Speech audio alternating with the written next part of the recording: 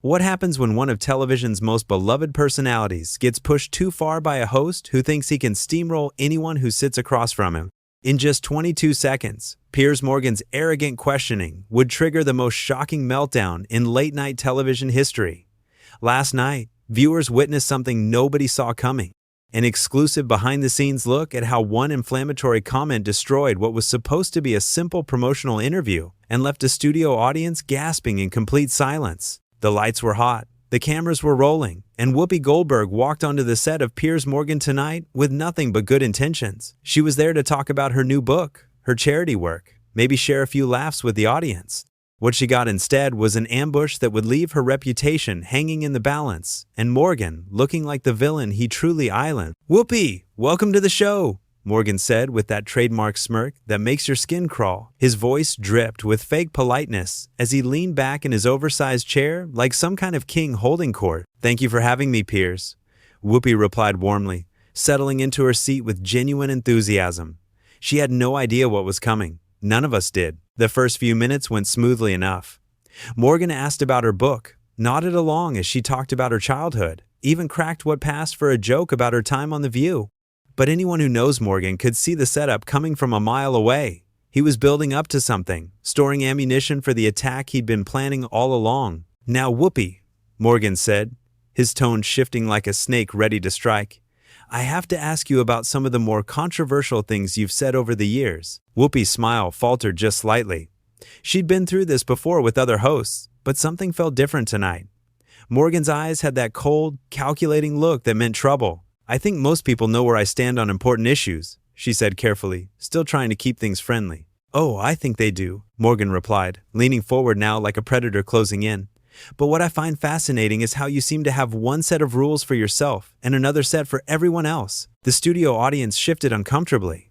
This wasn't the light entertainment they'd signed up for. Whoopi's publicist, sitting just off camera, looked ready to jump in, but Whoopi held up a subtle hand. She could handle herself. "I'm not sure what you mean by that, Piers," she said, her voice steady but with an edge that warned him to be careful. Morgan ignored the warning completely. If anything, it seemed to encourage him. "Well, let's talk about your comments regarding certain political figures. You've been quite harsh, haven't you? Called them names, questioned their intelligence, their character, yet when someone does the same to people you support, you cry foul." "That's not accurate," Whoopi said firmly.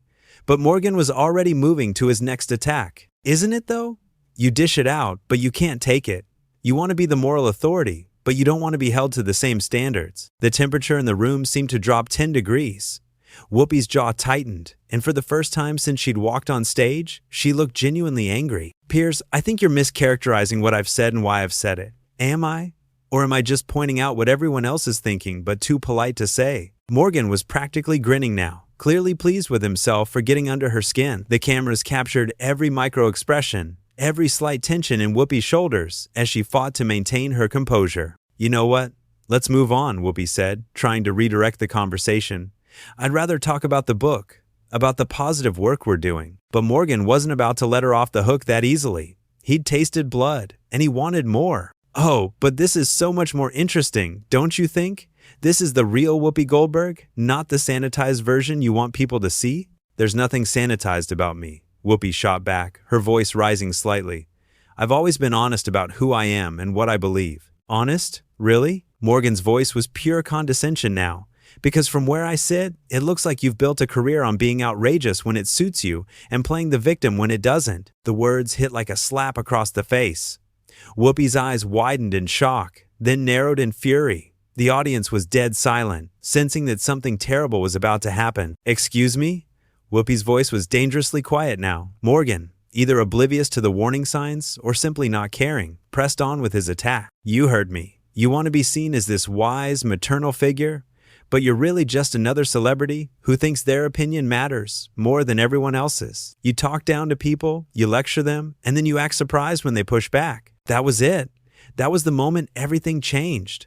Whoopi's face went through a series of expressions, from shock to hurt to absolute rage, all in the span of about 3 seconds. "Are you kidding me right now?" she said, her voice getting louder with each word. "Are you seriously going to sit there and attack my character on your show?" "I'm asking legitimate questions," Morgan replied with infuriating calm. Questions that I think the public deserves answers to. Questions? Those weren't questions, those were attacks. Personal attacks. The studio was so quiet you could hear the camera operators breathing. Even the crew members looked uncomfortable, shifting nervously as they watched their jobs potentially disappear in real time. If you can't handle a little scrutiny, maybe you shouldn't be in the public eye, Morgan said with a shrug that was clearly meant to provoke. And provoke it did. Whoopi stood up so fast her chair nearly toppled over. The sudden movement sent a shockwave through the entire studio. Camera operators scrambled to adjust their shots. Producers started frantically talking into their headsets, and the audience collectively held their breath. You know what, Piers? You're absolutely right, Whoopi said, her voice dripping with sarcasm as she towered over him. I can't handle your brand of scrutiny. I can't handle sitting here while you tear me down for your own entertainment. Morgan looked genuinely surprised for the first time all evening. This wasn't going according to his script. Guests were supposed to get flustered, maybe argue a little, but they weren't supposed to take control like this. Whoopi, please sit down. We're having a conversation, he said, trying to regain his composure and his authority. No, we're not having a conversation. You're having a monologue where you get to be the judge and jury, and I'm supposed to sit here and take it like a good little guest. Her voice was getting stronger, more powerful with each word. This wasn't the breakdown Morgan had been hoping for. This was something else entirely. This was someone finally calling him out for his behavior, and it was magnificent to watch. I came here tonight to talk about my book, to talk about literacy programs for kids, to maybe make people smile for a few minutes. Instead, you decided to turn this into your personal attack session. Morgan tried to interrupt. I never attacked you. I simply asked. Don't you dare! Whoopi cut him off, pointing a finger directly at his face. Don't you dare try to gaslight me on live television. Everyone here heard what you said. Everyone here knows exactly what you were doing. The studio audience, which had been frozen in shock, started to murmur their agreement.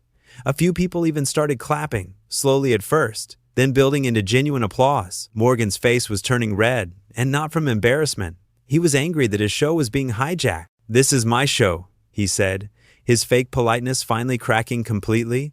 You don't get to come on here and lecture me about how I conduct my interviews. Your show? Whoopi laughed, but there was no humor in it.